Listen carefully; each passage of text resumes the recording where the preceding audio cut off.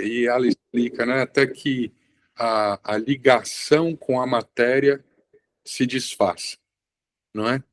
Então é muito interessante. Eu só queria dividir esse pensamento que eu tive com vocês. É muito interessante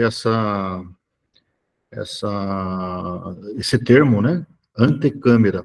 Uhum. Porque se a gente buscar no Aurélio o que, que significa umbral, ele vai significar pórtico, ou uma porta, né? Ela é colocada no umbral, né? Então, é um espaço, ou uma antecâmara, como na definição aí da autora, que está entre dois espaços, ou duas dimensões, né? Dimensão material para dimensão espiritual. E os gregos chamavam esse intercurso, que é como se fosse um rio, né? Que separava o lado material do lado espiritual, que era o rio Estige, né? E as almas que não tinham paz, ou as almas que estavam atormentadas, ficavam paradas, retidas nesse rio, até que tivessem o beneplácito aí de um condutor, né, do barco, e levava até o outro lado, né, completando a travessia. Se não acontecesse isso, a pessoa ia ficar nesse transtorno, nessa inconstância, né? Aí a gente vê esse termo que a gente traz do judaísmo, né? Ah, fulano descansou, agora ele está em paz, não é? Então, para o judaísmo também, não é? É você completar essa câmara, né? Esse espaço aí, e que seja o mais rápido possível, né? Porque a gente precisa de rumos, não é? A gente precisa aí de definições. Se eu não estou mais no lado material, deixa eu me assenhorar como espírito, não é? Fazer aí o reconhecimento de que o autoconhecimento meu, como é que eu estou, né? E já fazer um planejamento aí de ações, não é? O que não adianta é ficar mergulhado no remorso ou uma ovoidização, não é? Pensamento constante, torturante, que não faz absolutamente nada, né? A única coisa que acontece é prorrogar, né, o sofrimento da própria pessoa e também daqueles a quem também estão precisando ser perdoados ou perdoarem também, para que também entrem em paz, não é? Fechar ciclos, é bem isso aí. É muito interessante. Eu achei muito boa essa nota de rodapé, porque o livro, claro, né, o tema do livro é um tema bastante difícil, não é? E, e ela explica essa nota de rodapé para explicar, né, o Vale dos Suicidas que está descrito lá no livro, não é? Então, para que a gente perca um pouco dessa coisa, né, né, para que entender, né, fazer o paralelo, né, com que, olha, é simplesmente um local onde, né, esses irmãos estão passando por aquilo que tem que passar para se preparar, não é, para poderem ser auxiliados, não é, a estruturar esse novo rumo que você está dizendo, não é? E nada como, né, nós com a nossa própria consciência, não é mesmo? Então é isso. Estou falando demais, estou muito falante hoje, Gê. Não, mas é legal a gente trocar ideias, né? Vai acrescentando aí, inclusive, outros autores e outras obras, né? Falar em termos de suicídio, falar em termos de recuperação de suicidas é com a Ivone, né? Ela é catedrática nisso, né? E é muito bem-vindo os seus comentários, Alexandre. Agora, é sempre importante, né? Nós espíritas, a gente traz reminiscências de tantas vezes que a gente reencarnou aí sobre a doutrina da Igreja Católica, da Igreja Protestante, enfim, não é? E a gente cristalizou muito essa ideia de castigo, né? De lugar castigo. Então, o espírita, ele não fala em inferno, mas ele fica falando de vales, né? Vale dos suicidas, vale não sei do quê. Até eu vi uma pérola um dia, né? Vale dos tatuados, né? Como se fosse um lugar, vamos dizer assim, de castigo, não é? Que Deus coloca lá e deixa preso lá. Não é exatamente assim, não é? a gente, pelo nosso padrão vibratório, pelo nosso padrão de sofrimento, a gente entra em sintonia com outros que também têm esse mesmo padrão de sofrimento, e por uma afinidade vibratória, a gente forma um coletivo, né, de sofrimento. Então, são parecidos ou semelhantes os casos, né, que ficam juntos, mas não por castigo divino, e sim por uma imantação, né, por uma aproximação aí vibratória. Essa aproximação vibratória está nas nossas mãos quebrar a qualquer momento, mudar o ciclo, né? E aí a gente faz, né, a nossa própria libertação desses lugares. Está tudo nas nossas mãos. Deus não castiga ninguém. É assim que é sempre importante a gente fechar o pensamento, né?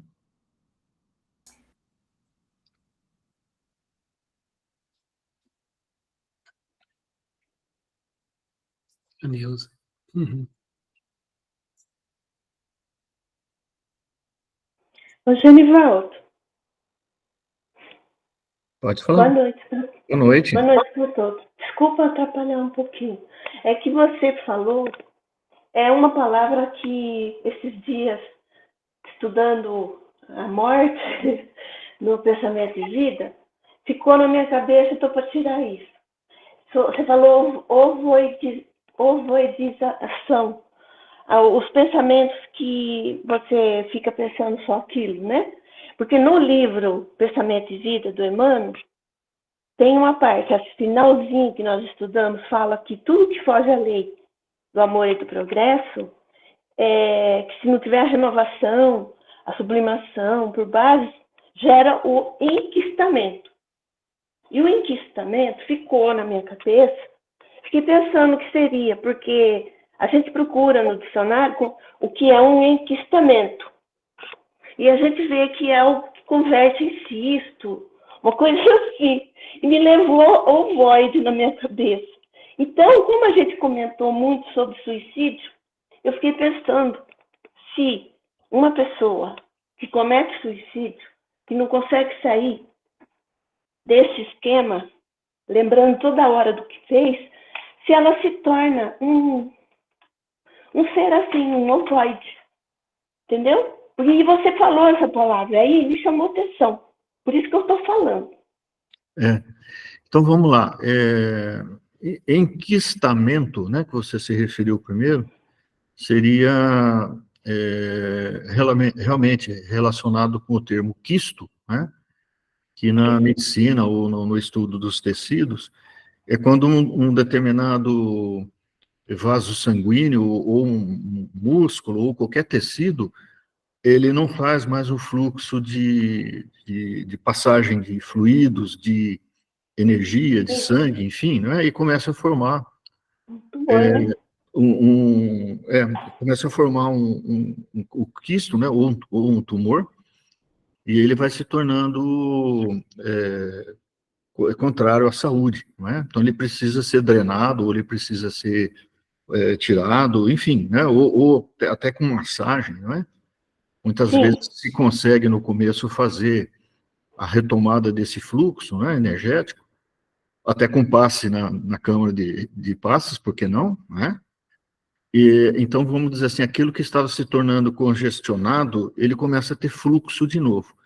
A ideia da euvoidização é exatamente isso, é quando a pessoa vai se fechando em torno de uma ideia, ou em torno de um fato, ou então em torno de uma imagem, não é? E começa a cessar o seu movimento de pensamento, movimento de ação, movimento de sentimento, né? Começa a parar no tempo e no espaço. Então, tudo que não se faz movimento tende a começar a ficar congestionado ou em processo de quisto, né? Vai ficando fechado em si mesmo. Então, a voidização é uma ausência de movimento, principalmente de sentimento, porque ao se fechar numa coisa negativa, num pensamento, num remorso, né, num véu, não é? A gente vai abrindo mão de todo o fluxo energético que nos rodeia, né? A luz, a energia, as vibrações das outras pessoas, enfim, tudo que possa aliviar. Aí vai ficando um processo cada vez mais autopunitivo, em que você não recebe mais, vamos dizer assim, energias exteriores, né? Então vai ficando realmente complicado. É mesmo um processo de quisto, né? Um quisto espiritual. Obrigada, Genivaldo. Desculpa aí atrapalhar. Não, bem, gente, eu adoro quando vocês trazem assim, que vai complementando, né, o que a gente está estudando. Eu acho que é muito bem-vindo, eu só tenho a agradecer. Né, Antônio? Isso aí, Genivaldo. Isso é super importante. E o Genivaldo citou alguns mitos, né? O Rio Stives e tudo. Eu estava lembrando de um filme, Amor Além da Vida, né? E é um filme interessante, quer dizer, ele trata dessa passagem. Não sei se você lembra desse filme, Genivaldo. Lembro. Foi um filme assim bastante próximo, né, dessa mitologia que nós estamos estudando aqui, né? Assim, os exemplos que Kardec trouxe, as discussões, é bastante interessante ver esse filme depois de a gente ter lido todo esse estudo, né, cuidadoso do Kardec em trazer esses mitos, em trazer essas ideias para nós. E outra coisa, quem quiser, o livro Evolução em Dois Mundos, ele tem um trecho tratando dessa questão do ovoide também. Quem quiser buscar lá, eu não lembro a página nem o capítulo, eu lembro que está lá. Das melhores explicações que eu encontrei para a questão do ovoide, que é exatamente o que o Genivaldo explanou aí, né? Essa questão de perder, né, perder a forma, quer dizer, perder o sentimento, gerado pela culpa, né, gerado pelo remorso, muitas vezes, ou pela falta de referência de viver no mundo espiritual, né? Ele cita a questão das nossas primeiras encarnações, quando a gente se afasta a gente desencarna e se afasta da tribo e perde a referência, não consegue viver no mundo espiritual ainda, né? Não consegue viver no mundo das ideias. Aí você se fecha. Então, isso acontece muito também nas primeiras encarnações nossas como espírito humano, né? Então, é bastante interessante essa explicação também. Não é necessariamente uma coisa negativa, é uma proteção, né, para que não haja maiores danos, né, maior sofrimento para o espírito, né? Então ele se fecha ali para até ele ser socorrido novamente, poder ganhar a forma, né? Então as primeiras encarnações nossas é muito importante ir reencarnando, né, o mais breve que for possível, né? Ele explica isso mais ou menos lá no Evolução em Dois Mundos. São assuntos bem complexos que nós estamos puxando, né? Muito interessante.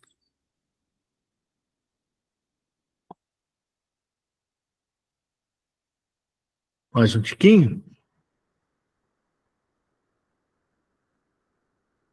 Aí tem o texto do Emmanuel aqui, viu, Genivaldo? Culpa e reencarnação. Vou colocar aí para nós, né? Uhum. Não sei se o pessoal tem mais algum comentário e tudo. Se não, deixa eu colocar aqui só um segundo, gente.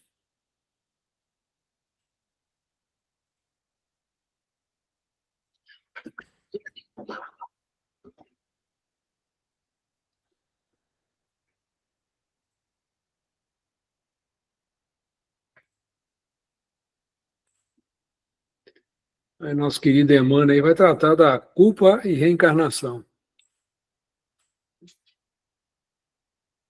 Culpa e reencarnação. Primeira parte, capítulo 5, item 7, reunião pública de 24 de fevereiro de 1961. Espíritos culpados, somos quase todos. Julgávamos que o poder transitório entre os homens nos fosse conferido como sendo privilégio e imaginário merecimento. e usamo-lo por espada destruidora, aniquilando a alegria dos semelhantes. Um segundo, calma.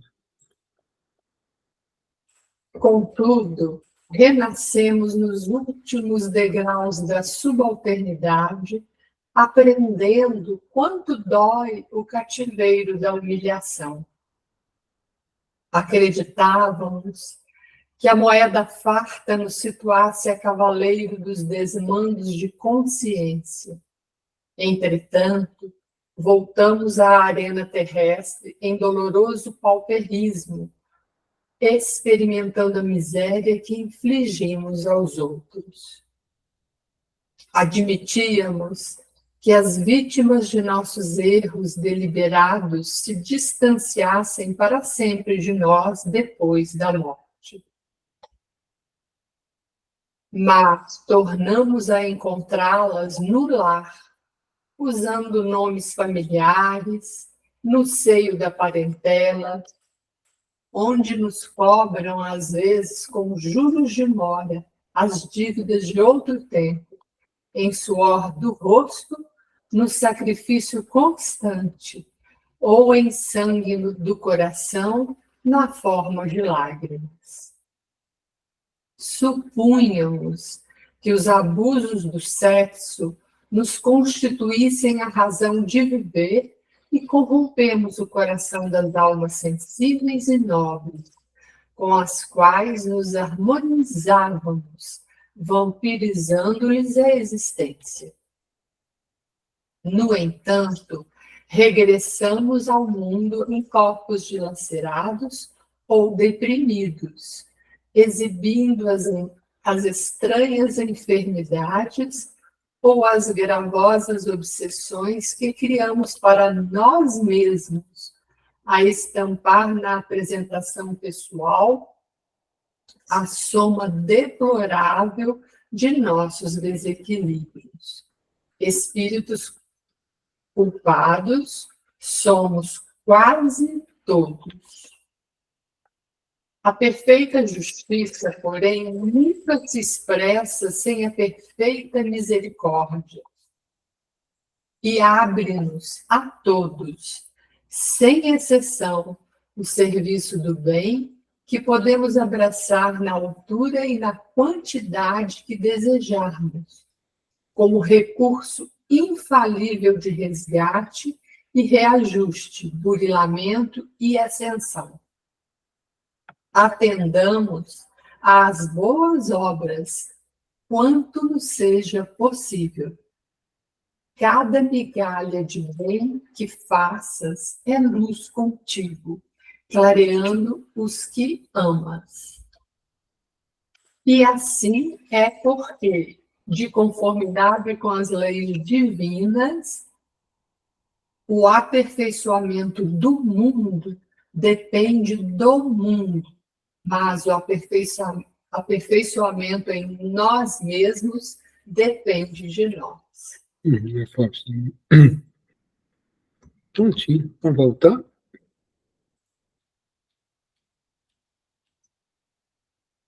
Vamos fazer o miudinho? Vamos lá, né, Genivaldo?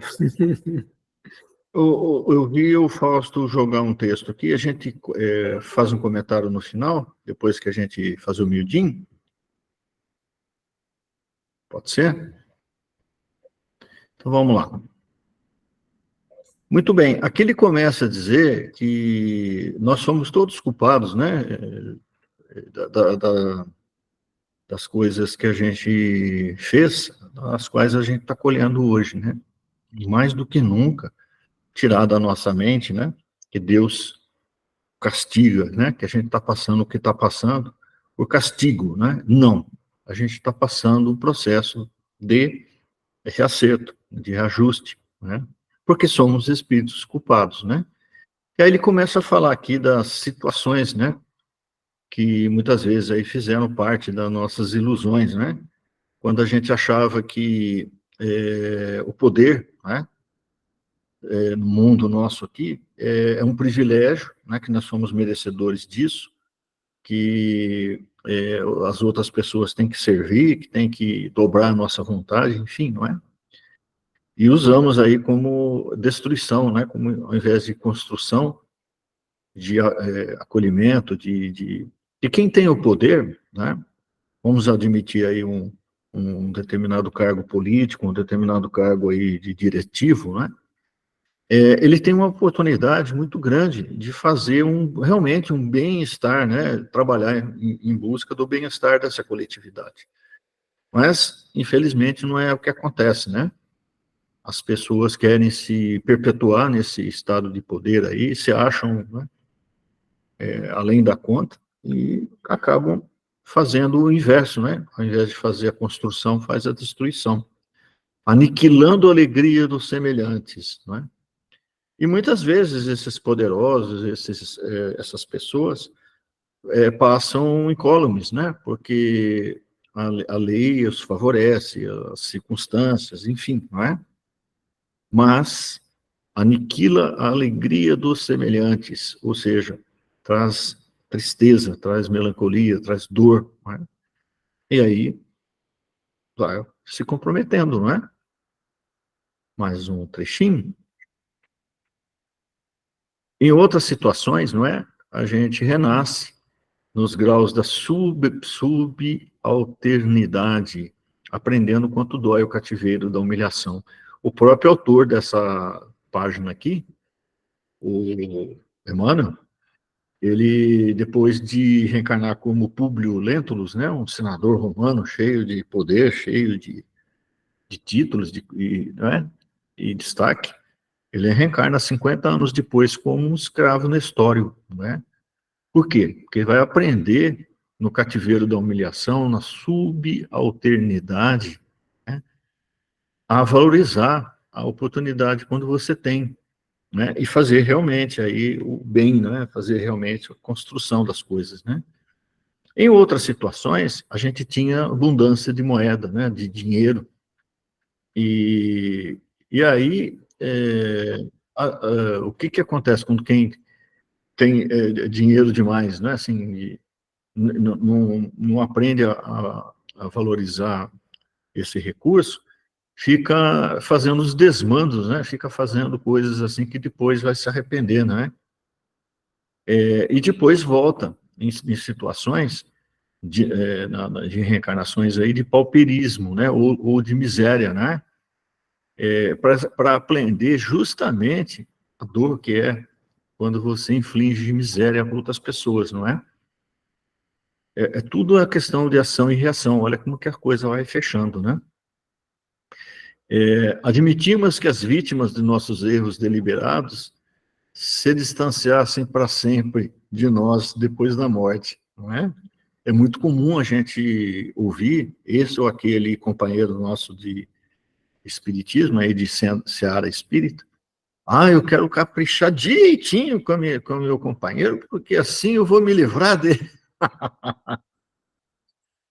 Se está com esse pensamento, não é? Porque não está amistoso, não está legal, não é? E o que vai acontecer? Vai votar de novo. Então, a gente não vai conseguir ficar livre, né, do jeito que a gente pensa, das pessoas que foram vítimas dos nossos erros, não é? A gente vai ter que acertar com elas depois da morte, né? Principalmente quando a gente não tem mais as máscaras aqui, né, das sociais, os convencionalismos, etc., que a gente se esconde por trás, né? E aí o espírito, ele é o que é, não é? Ele é reconhecido tal como ele é.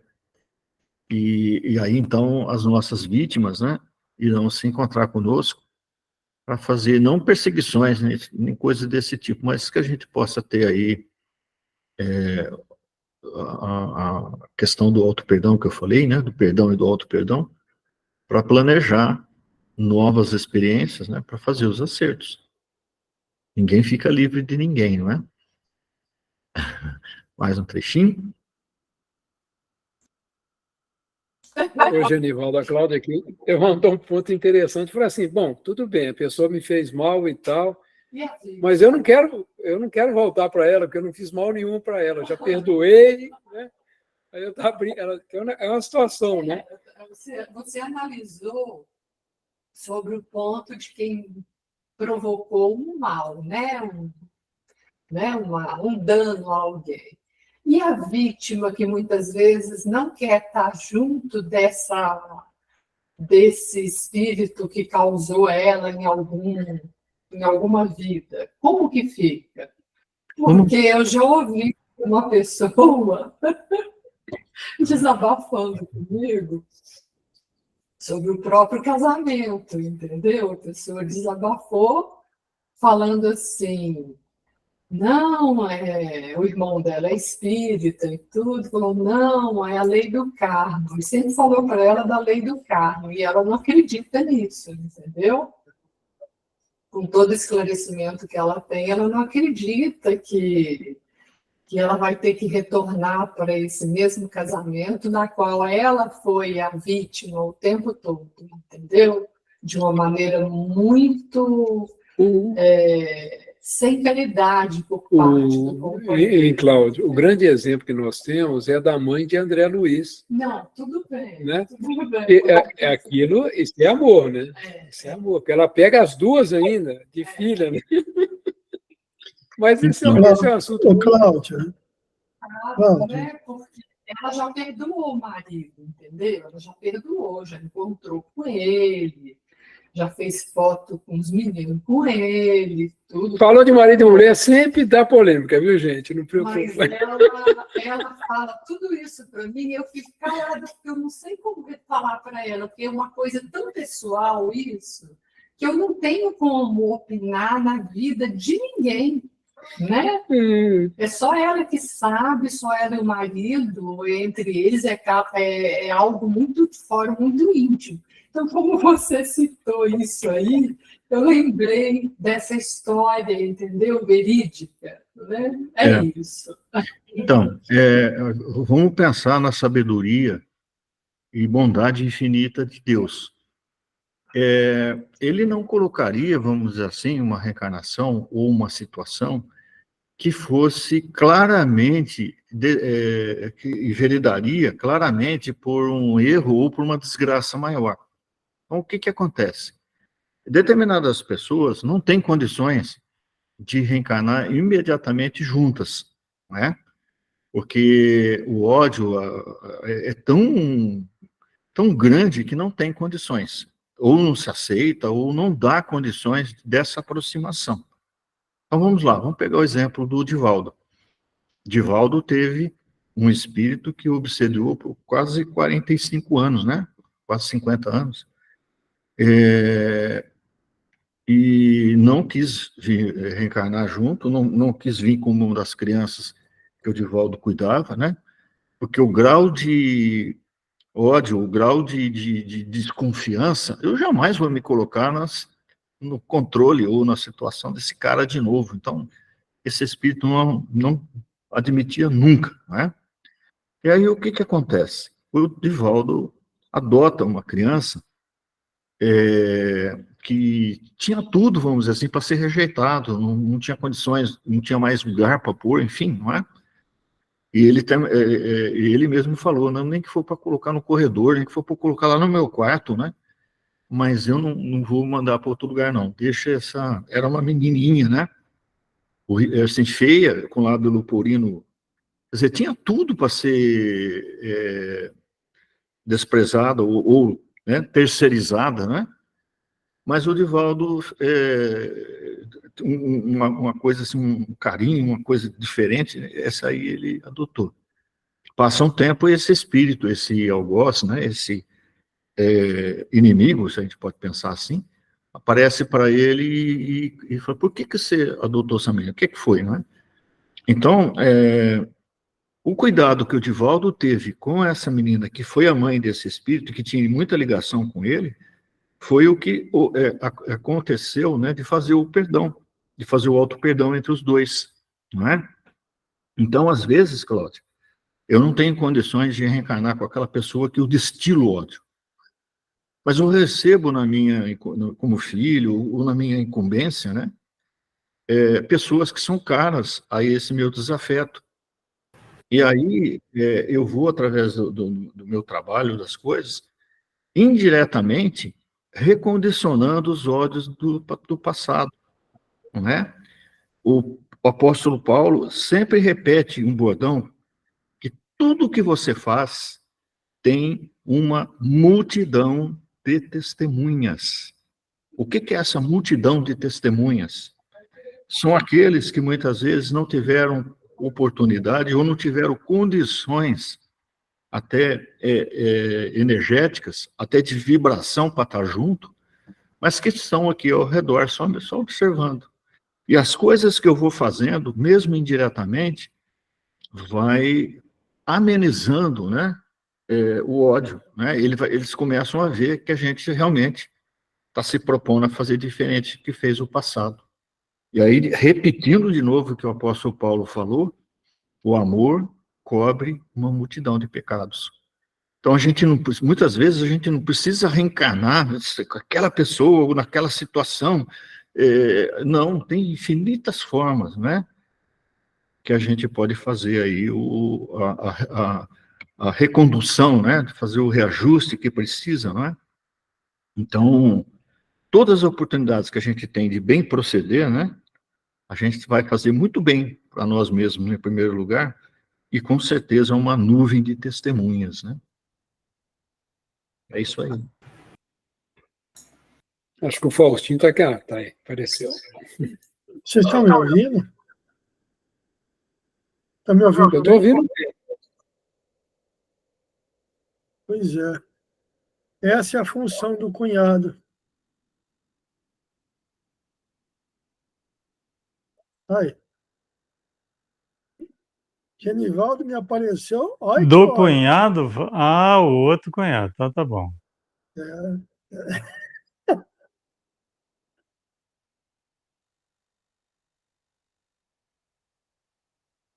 É mole, Gê.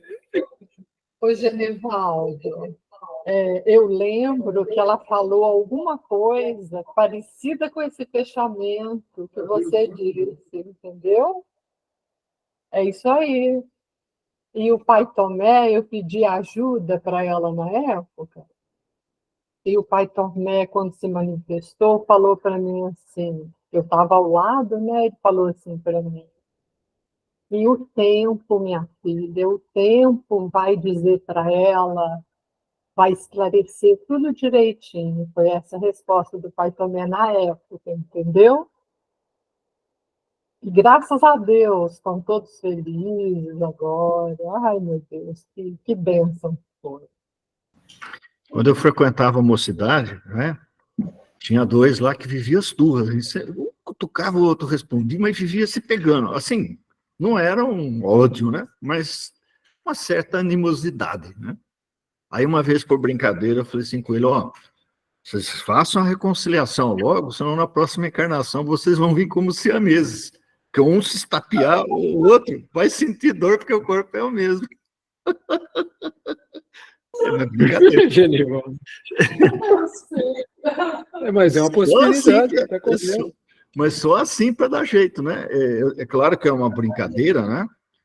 Mas Deus, ele vai dando oportunidade, não é? Para a gente ir acertando, né? Às vezes de forma indireta, eu vou pagando o crediário em suaves parcelas, né? Assim, eu fico sem ver esse espírito que eu tenho dívida, né? Que eu não tenho condições de estar junto agora, né? Mas assim, eu vou amenizando, né? E lá na frente eu venho, eu finalmente, né? Tem condições aí de reencarnar junto, né? Porque já amenizou bastante. Agora, se não tiver jeito, né? A gente tem as reencarnações dolorosas aí, não é? Lógico, eu falei isso em tom de brincadeira, não é? Mas existe uma coisa que é interessante, Divinolândia, por exemplo, não é? As nossas crianças, né? A gente se refere assim, reencarnam em diversos lugares diferentes, distantes aí até 1.000 quilômetros um do outro, não é? E, no entanto, pelo gênero de provas que reencarnaram, né? Pelo tipo de comprometimento da saúde do corpo que tem, acabam ficando juntos no mesmo quarto, fazendo o acerto em sofrimento, não é? Então, a gente vai lá, tem uns que se gostam, né? Ficam bem, né? Escolhem o quarto que querem ficar, né? Quarto das meninas, não sei o quê e tal. Mas tem uns que eles não têm como escolher, não é? E ali a gente espera uma vibração bastante difícil, né? Porque realmente é a forma, né? Que a lei de ação e reação encontrou o reajuste, né? Nós ainda temos aí a gente reclama da vida, das coisas, né? Mas a gente tem uma oportunidade de acertar aí com os nossos espíritos aí que erramos juntos no passado, da mesma forma, não é? Que um vem lá do Piauí, que é o Luiz Otávio, o outro vem lá de Presidente Prudente, que é o Eduardo, o outro vem de Minas, que é o Antônio, eu venho lá de Mojimirim, não é? Pessoas assim que vêm de lugares distantes, né? E que a engenharia divina aí dá um jeitinho de colocar para fazer o que junto agora? A gente não arrumar mais encrenca, não. A gente fazer, procurar fazer o bem, procurar fazer as coisas que precisam, não é? Para que a gente se arracete entre nós, e principalmente, não é? Os espíritos que estão espiando aí, quando a gente falou, vou reencarnar, eu vou fazer diferente. Eles deram um voto de confiança, não é? Então, que a gente possa dar o voto de confiança para eles. É isso aí. E tem os santos que vieram lá de Tambaú. Então, aí já... Diz a Cláudia que nós viemos aí para encontrar com o santo. Tudo por isso que você falou, Genivaldo, é para a gente se encontrar com o Faustino. Vieram 3 santos de lá. Lídia, Leda e Luísa. Então, que a gente aproveite bem, né?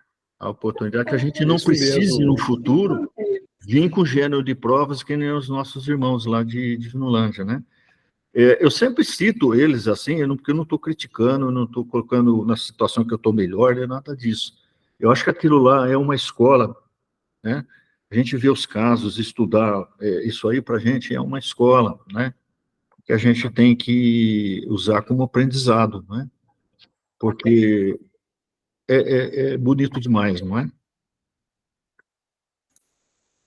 E a gente sente a ligação, né, Genivaldo? Não sei se você... É uma luz, tem né? pessoas lá assim que o meu coração, não sei nem te dizer, assim, eu olho e eu sinto muito, muito carinho por eles. Eu não sei explicar, ser sincero com você. A gente não convive, né? Vai lá uma vez ou outra, mas sempre vem na memória, sempre dá vontade de orar, É interessante isso. São muito corajosos, né? Nossa E precisa de muita coragem mesmo para passar por que eles estão passando. Muito bem. Mais um beijinho, Bem mais lembrado. um trechinho aí? Vamos lá.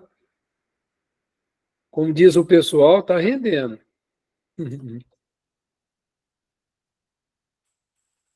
Pronto. O texto está aí? Tá, o Genivaldo vai ler. Tá certo. Está conseguindo ver, Gê? Tá bom? Tá claro. Tô. Mas tornamos a encontrá-los no lar, né? Usando nomes familiares, né? Cunhado, cunhada, mãe, filha, sogra, né? Usando nomes familiares. No seio da parentela, onde nos cobram, às vezes, com juros de mora, né? As dívidas de outro tempo. Tudo que a gente não paga na época, né? Tem os juros lá bancários, né? É os juros de mora. Não é porque demorou, não. É o juro de comprometimento, né? E aí a gente tem que pagar com o suor do rosto, sacrifício constante, né? De começar a poder se aceitar, né? Ou em sangue do coração na forma de lágrimas. É interessante que eu tive 7 irmãos, agora somos em 6, né? Uma já foi para o plano espiritual, né? A gente se reencontra e sofremos muito, né? Passamos aí época de dificuldade e tudo mais. E assim, quando a gente se encontra e começa a falar, é uma coisa assim conquistada, né? Vencemos, passamos junto, Então, aí a gente se olha com respeito, né? Teve comigo na dificuldade, passou também, né? Então, é uma coisa, assim, que a gente vai crescendo, né? Supunhamos que os abusos do sexo nos constituíssem razão de viver. Aquelas pessoas que vivem no foco, né? Da sensibilidade, dos sentidos, né? Mas muitas vezes nesse proceder a gente constrange o coração de almas sensíveis, não é? Pessoas que num relacionamento, por exemplo, colocam confiança, colocam um genuíno amor realmente, e muitas vezes não encontram, né, o respeito da contrapartida, não é? E aí são arrastamentos aí que a gente tem que corrigir, né? Vampirizando-lhes a existência, né? Ou seja, sugando os fluidos, sugando a vontade de viver, né? Dessas pessoas. Depois a gente vai ter que fazer os acertos, com certeza, não é? Mais um trechinho. No entanto, regressamos ao mundo em corpos dilacerados ou deprimidos. A gente falou de Divinolândia, né? Eles tiveram coragem de vir nessa situação, né? Será que eu tenho? Né? Ou deprimidos, não é?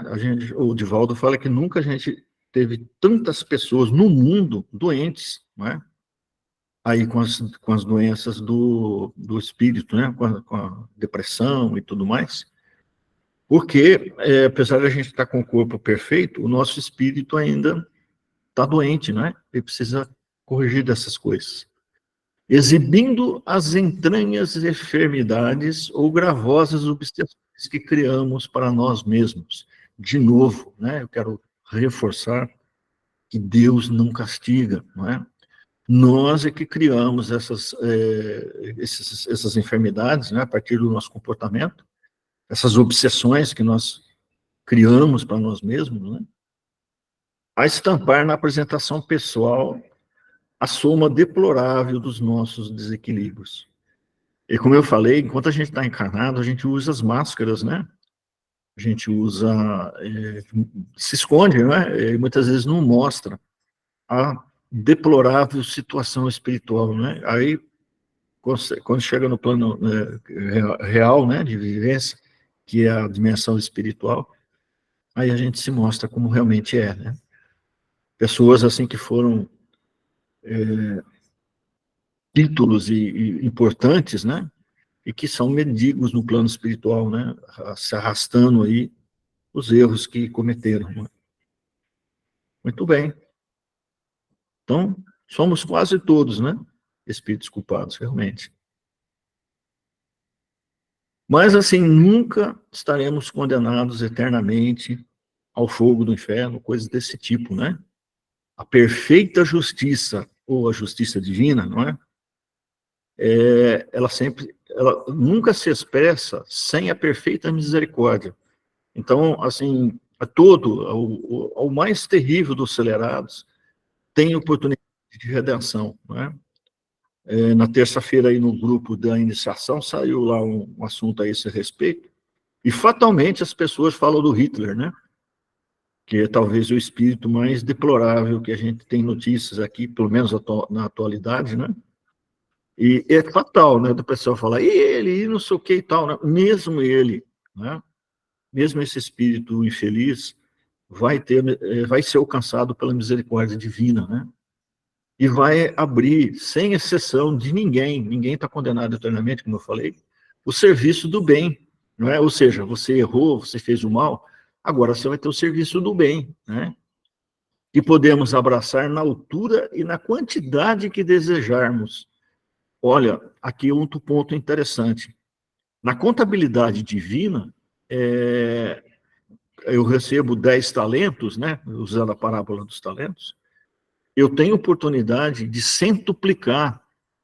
Não tem regra de 3, 5 vai 10, 10 vai dar 15. Não. Olha como que aqui, ó, quantidade e altura que desejarmos. O bem, ele é infinito. Eu posso fazer. Mas eu estava programado a acertar aí com 200 espíritos, né? Mas não está fechado. Contabilidade divina é a misericórdia, né? Eu posso centuplicar isso, né? Só eu colocar realmente o trabalho aí, a vontade para isso, né? Como recurso infalível de resgate e reajuste, não é? Resgatar-me a mim mesmo, em primeiro lugar, reajustando com as outras pessoas, num processo de burilamento e ascensão, não é? A gente fazendo isso, a gente vai crescendo aí como espírito, né? Então, atendamos às boas obras quando nos seja possível, né? Não perca a oportunidade de trabalhar, de fazer o bem, não é? A gente não sabe o dia de amanhã. Cada migalha de bem que faças, é luz contigo, clareando os que amas. Então, é aquela coisa assim que a gente vai multiplicando, não é? As testemunhas que estão ao nosso redor, tanto encarnados quanto desencarnados, não é? Mais um textinho. E assim é porque, de conformidade com as leis divinas, o aperfeiçoamento do mundo, vou até repetir de novo, o aperfeiçoamento do mundo depende do mundo, né? Deus assim o quer, claro, mas precisa fazer, não é? Mas o aperfeiçoamento em nós mesmos depende de nós, né? Não tem dúvida, tá? Se Deus quiser, Deus quer. Se Deus quiser, eu vou conseguir isso, eu vou conseguir aquilo. Deus quer, tenha dúvida. Se é para o bem, né? Sem dúvida que Ele quer. Mas você quer, realmente? Ou está só falando da boca para fora? Não é? É coisas aí que a gente tem que pensar no nosso dia a dia, não é? Mais um pouquinho? Mais um beicinho aí? Eu acho que acabou, Genivaldo. Acabou? Eu acho que terminou. O pessoal do grupo quer colocar alguma coisa aí?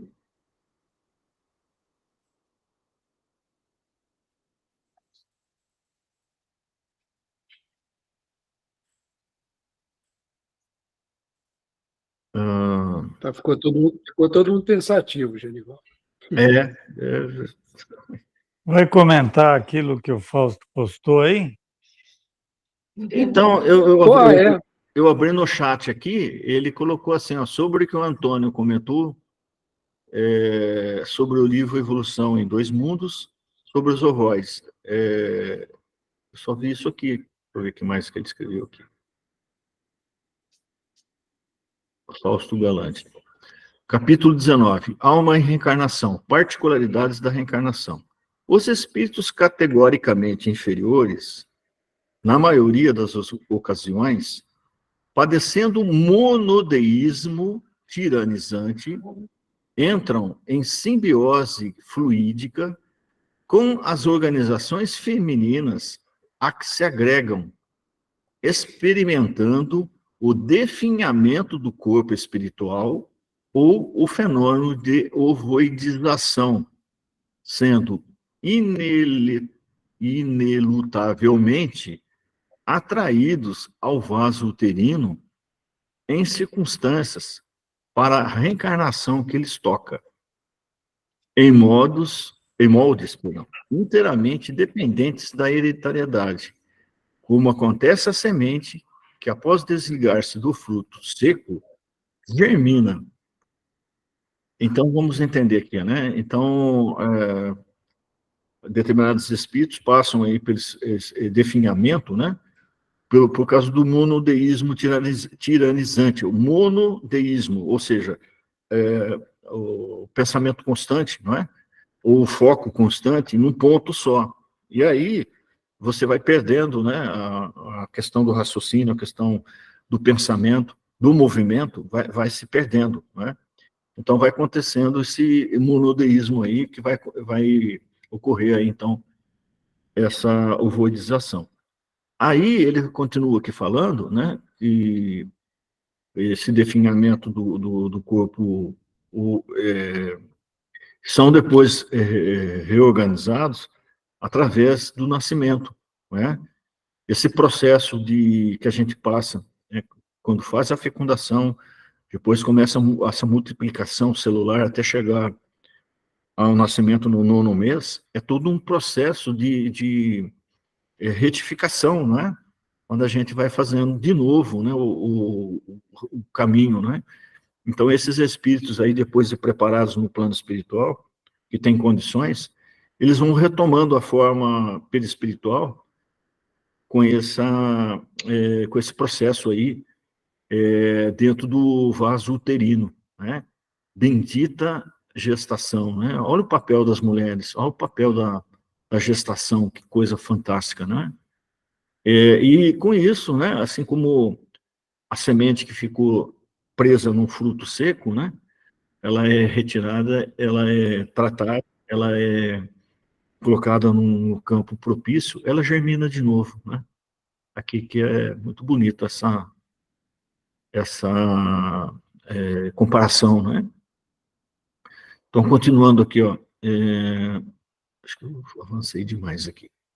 Segundo os tipos organogênicos a que obedece, tão logo encontra o favor ambiental. Então, a semente, né, assim que ela encontra condições, ela germina, né? Assim também é a sementinha divina que está em nós, não é? Entre ambas as classes, porém, contamos com milhões de espíritos medianos na evolução, portadores de créditos apreciáveis e dívidas numerosas, cuja reencarnação exige cautela de preparo e esmero de previsão. Como eu falei antes, Deus, na sua sabedoria e justiça infinita, jamais programaria uma reencarnação para dar errado, não é? Jamais colocaria dois espíritos assim tão que não tenham condições de reajuste, né, ser colocados de novo para fazer aí errar de novo, né? Se reencarnam junto é porque tem uma mínima condição de fazer diferente, né? Aí fechando aqui, ó. Então fechou aqui na questão aí do preparo, né? Com esmero, com planejamento, né? É todo um processo que a gente vê nos livros aí do André Luiz, como que a genética divina, como que os espíritos lá trabalham, né? Para formar essa oportunidade que a gente tem, não é? Então, bendita oportunidade. Antônio, era isso que eu tinha a comentar. Se você quiser acrescentar mais alguma coisa, fica à vontade. Ou se tiver mais alguma Não, tá. Foi excelente, Genivaldo. Muito, muito rico, né, o nosso encontro. Falar da misericórdia divina, falar de tudo isso é sempre muito, muito bom para o coração. Muito bom mesmo. Está na hora da oração, né? Já deu o nosso horário, né? Tem alguém que está com vontade de fazer a oração de encerramento? Então, pessoal, vamos lembrar agora dos nossos irmãos lá do Sul, né? Como o Genivaldo já iniciou. E vamos pedir mesmo, com muita fé, com muita vontade, que a espiritualidade amiga, né, abençoe e fortaleça todos aqueles que estão lá, principalmente aqueles que estão imbuídos, né, de levar ajuda material, de levar ajuda espiritual também. E nessas horas onde as pessoas perdem, às vezes, o trabalho de uma vida, é muito importante o amparo, o aconchego, a ajuda também espiritual, para que a pessoa não entre em desespero, que continue firme, com coragem, para reconstruir as suas vidas, né? Em termos materiais e também em termos espirituais. Então, vibremos para todos esses espíritos envolvidos nessa tragédia. Nós sabemos que não existe o acaso, mas existe o amor, existe a misericórdia. E aqueles irmãos que sofrem lá, isso vai afetar todos nós que vivemos aqui no Brasil. É uma região muito rica de produção de alimentos, né?